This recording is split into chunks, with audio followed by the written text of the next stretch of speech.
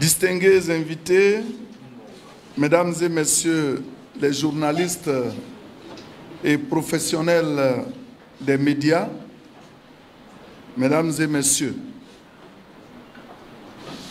dans exactement 5 mois et 4 jours, les Ivoiriens seront à nouveau convoqués aux urnes pour élire leur président de la République. À la veille d'une échéance aussi capitale pour notre pays, le RHDP, comme il a pris l'habitude de le faire, est heureux de vous recevoir à sa tribune.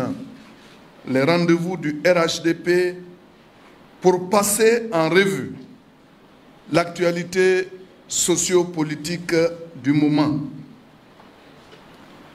Une fois n'est pas coutume, et bien que nous soyons dans un contexte préélectoral, donc un contexte éminemment politique, nous nous proposons de commencer notre propos du jour par un sujet à caractère économique, mais qui dénote de la confiance et de l'appréciation très positive de la communauté internationale dans les institutions de notre pays.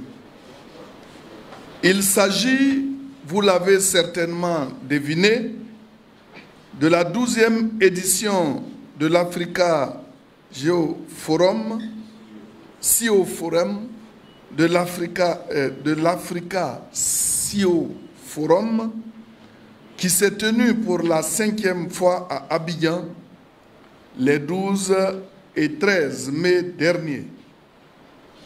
L'organisation de ce forum international, dont la notoriété et l'importance ne font plus objet de débat en Côte d'Ivoire, dans un contexte préélectoral, à 5 mois d'une échéance électorale aussi cruciale que la présidentielle, constitue en effet une preuve supplémentaire de la grande confiance qu'inspire le leadership et les politiques économiques mises en œuvre par le président Alassane Ouattara.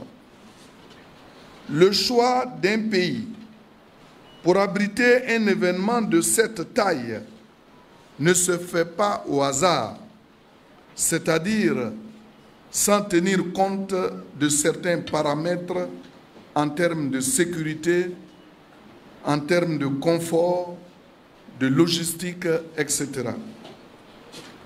Plus de 2000 participants venus des 4 coins du monde, parmi lesquels 5 chefs d'État africains, des dirigeants d'institutions financières multilatérales et multinationales, et surtout des investisseurs, ont honoré ce rendez-vous pour nouer des relations d'affaires, s'informer sur les opportunités d'investissement dans notre pays et sur le continent. Au terme de ces rencontres, des intentions d'investissement ont été formulées à hauteur de plusieurs milliards de dollars, notamment dans les secteurs de l'énergie, des mines, de l'agriculture, du numérique et j'en passe. Des partenariats stratégiques ont été scellés entre notre pays et des investisseurs issus des nations les plus développées du monde. Dans la foulée, je voudrais vous rappeler que notre capitale, Abidjan, va accueillir ce jeudi 22 mai, sous l'égide de l'UNESCO, la cérémonie de remise du prix Félix Houphouët-Boigny pour la recherche de la paix 2025. Le président Alassane Ouattara présidera cette cérémonie solennelle en qualité de protecteur de ce prix qui honore la mémoire et l'œuvre du père fondateur de la Côte d'Ivoire moderne en faveur de la paix. Plusieurs chefs d'État sont annoncés à Abidjan à cette occasion. Je voudrais également mentionner sur cette liste des grands événements qui se tiennent à Abidjan, la 7e édition du Salon international de l'agriculture et des ressources animales d'Abidjan, le SARA qui ouvre ses portes ce vendredi 23 mai dans la capitale économique ivoirienne. Ce salon qui se veut la vitrine du savoir-faire et du potentiel de notre pays en matière agricole ne cesse de gagner en notoriété. Par ailleurs, la ville d'Abidjan, qui abrite le siège de la Banque africaine de développement, accueillera les assemblées annuelles de la BAD, dont le thème principal est « Tirer le parti du capital de l'Afrique pour favoriser son développement ». Ces assises verront l'élection du prochain président de la BAD.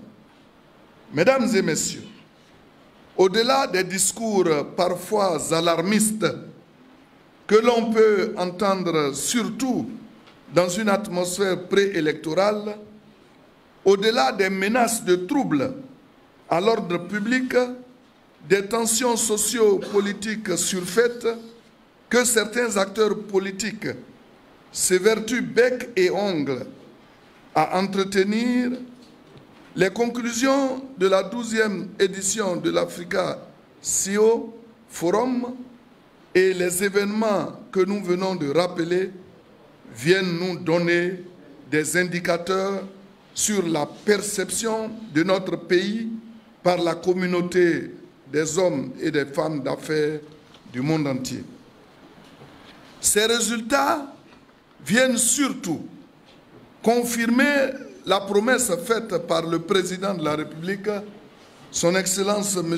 Alassane Ouattara, à savoir que les élections d'octobre prochaines,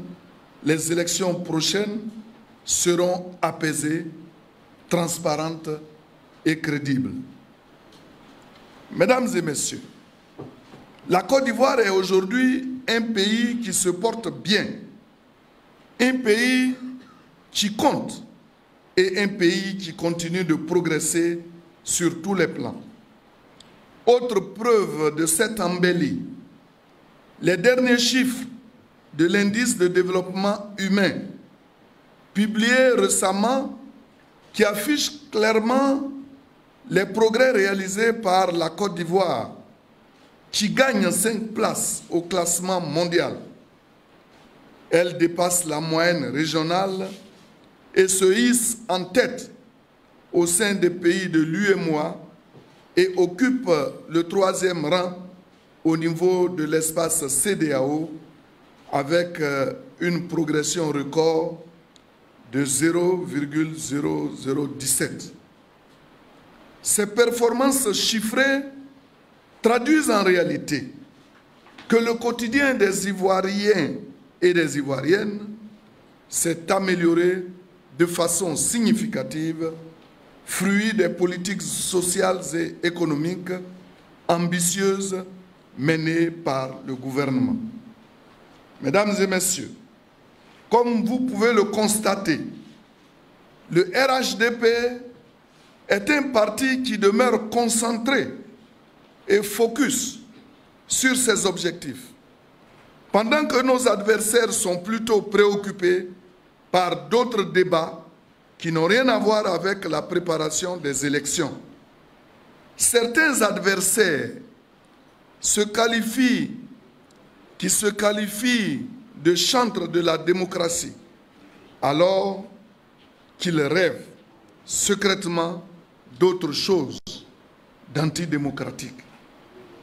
Mais je veux vous rassurer, les élections se dérouleront de manière apaisée, comme annoncé par le président de la République et dans les délais constitutionnels. Je voudrais rappeler que nous savons ce que nos lois exigent pour prendre part à ces élections. Nous demandons donc aux uns et aux autres de se conformer à la loi et de se préparer à aller à ces élections que nous voulons tous paisibles, avec le cœur apaisé. C'est notre appel et c'est sur cette invite que je voudrais mettre fin à mon intervention de ce jour.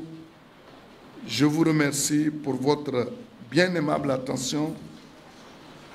Kovedan Kwasi Adjumani, Étienne, porte-parole principal du RHDP.